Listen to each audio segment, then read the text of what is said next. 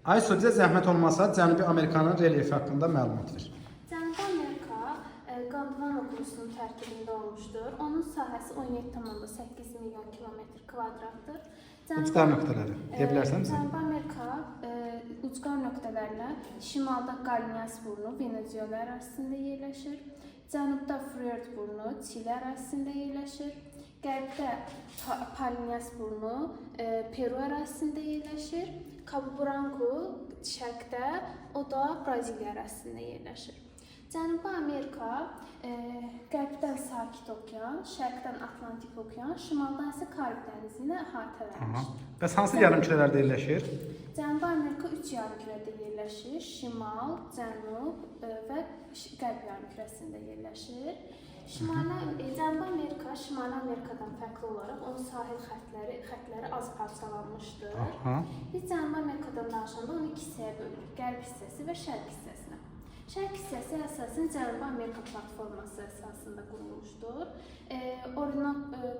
Bu ərazilər şərq hissəsinə biz qədim ərazi platformadır. Bəs bu ərazilərdə tektonik proseslər çox olur, yoxsa az olur? Zəifdir. Burada Orinoco ovalığı, Guyana yaylası, Amazon ovalığı, Braziliya yaylası, La Plata ovalığı və Patagoniya yaylası yerləşir.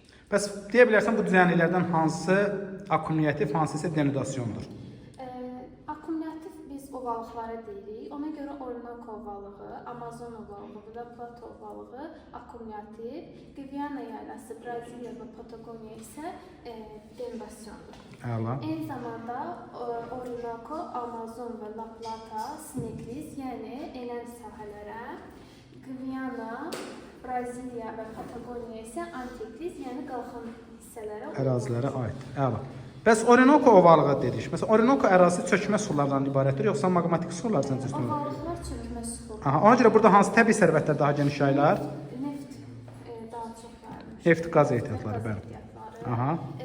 Amma Braziliya yayləsi və Guyana yaylasında isə filiz faydalı qazıntılar daha çox yayılmışdır. Sonra tepuylərdən desək, tepuylər 800-1800 metr arasında, hündürlüyü arasında dəyişir. Haradaydı? Tepuylər daha çox Guyana yaylasında yayılıb, Venezuela arasında.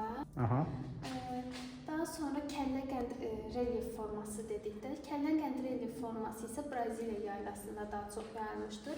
Hündürlüyü 300 metrə qədərdir. Burada Rio de Janeiro'da turistlərin daha çox baş çəkdiyi yerlərdən biri. Hansı ölkəyə düşürdü? Braziliya. Bəli, hansı şəhərlərisən? Rio de Janeiro. Bəs tepuylər bəs dediyi hansı ölkə?